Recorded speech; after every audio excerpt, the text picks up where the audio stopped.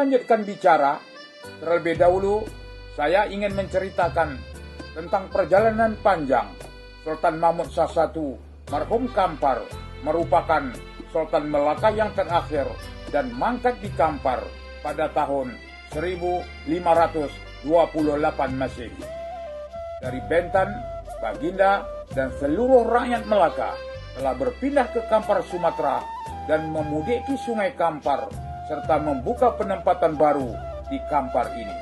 Informasi profil dan jejak sejarah yang saya lakukan memudiki Sungai Kampar memiliki fenomena unik Melayu kuno. Panjangnya Sungai Kampar kurang lebih 413,5 km dan kedalaman 6 meter. Merupakan sungai kelima terpanjang di Sumatera. Sungai Kampar merupakan pertemuan dua batang sungai, yaitu Kampar Kanan dan Kampar Kiri. Pertemuan ini berlaku di kawasan Langgam, Kabupaten Pelalawan, dan muaranya di Selat Melaka. Sungai ini puncak airnya di Gunung Gadang. Puncak takungan air seluas 5,231 km. Berdasarkan penelitian ahli sejarah, Sungai Kampar terbentuk sekitar 65 juta tahun yang lalu, semasa orogeni ketika terjadi pergerakan lempeng tektonik yang menyebabkan terbentuknya pergunungan dan lipatan pada kerak bumi. Jika kita menyusuri aliran Sungai Kampar, kita bisa mengunjungi lokasi rumah adat Lontio hingga ke lokasi Candi Muara Takos. Kita juga ke Desa Koto Perambahan menempatkan makam Sultan Mahmud Shah I, marhum Kampar, merupakan Sultan Melaka yang terakhir.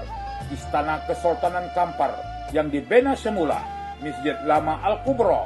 Kita juga berkesempatan ke Desa Sungai Tonang, tempat permakaman Tun Fatimah binti Datuk Bendahara Tun Mutahir Melaka, merupakan istri Sultan Mahmud Shah I, marhum Kampar. Assalamualaikum warahmatullahi wabarakatuh. Pada hari ini, tanggal 20 November tahun 2023, saya dari Persatuan Melayu Bugis Serumpun yang berpusat di negeri Melaka menelusuri makam Tun Fatimah binti Datuk Bendahara Tun Mutahir. Sekarang saya berada di makam Tun Fatimah binti Datuk Bendahara Tun Mutahir di Sungai Tonang, Kabupaten Kampar, Riau, Sumatera. Tun Fatimah merupakan istri Sultan Mahmud Shah I Melaka, mangkat pada tahun 1527 semasa pemindahan Sultan Melaka dari Bentan. Hasil perkawinan Tun Fatimah ini bersama Sultan Mahmud Shah I melahirkan seorang anak laki-laki bernama Raja Alauddin, kelak menjadi Sultan Johor Lama yang pertama di Kota Tinggi dalam tahun 1528. Sebenarnya, Sultan Mahmud Shah I ini mempunyai beberapa orang istri. Istri pertama Baginda ialah Rajawati binti Sultan Muhammad Shah Pahang Lama. Hasil perkawinan Sultan Mahmud Shah I dengan Rajawati ini melahirkan seorang anak laki-laki bernama Raja Ahmad Shah. Merupakan anak-anak yang sulung, yang mangkat di Bentan, dibunuh secara senyap dan dimakamkan di Bukit Batu, Kampung Bentan Buyu di Bentan. Rajawati dan Sultan Mahmud Shah I ini merupakan saudara satu pupu kerana kedua-dua ayahandanya adik-beradik.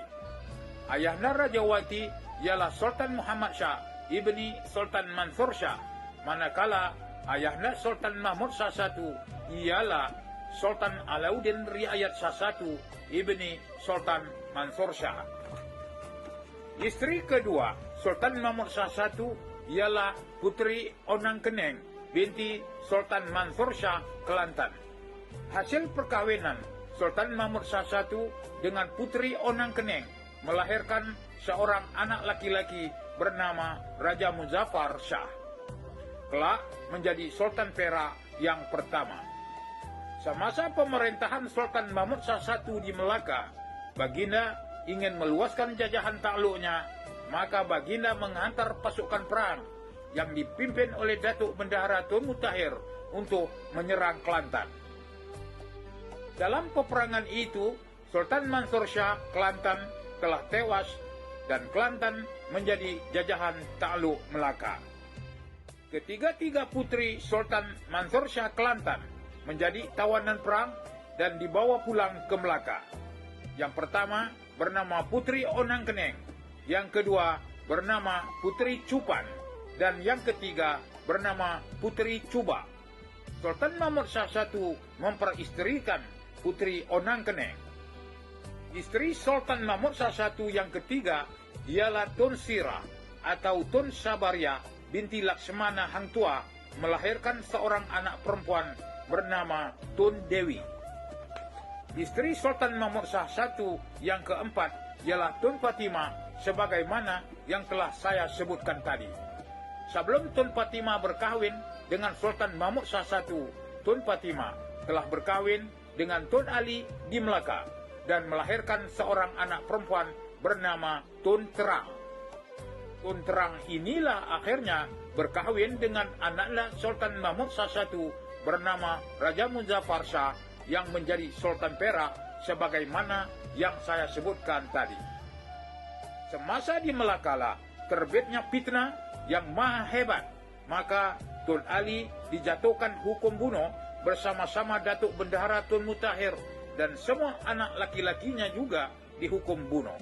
Sekarang saya berada di makam yang cemerlang, makam Tun Fatimah binti Tun Mutahir di Sungai Tonang, Kabupaten Kampar, Sumatera. Bersemadilah di sini, wahai hamba Allah yang terpilih.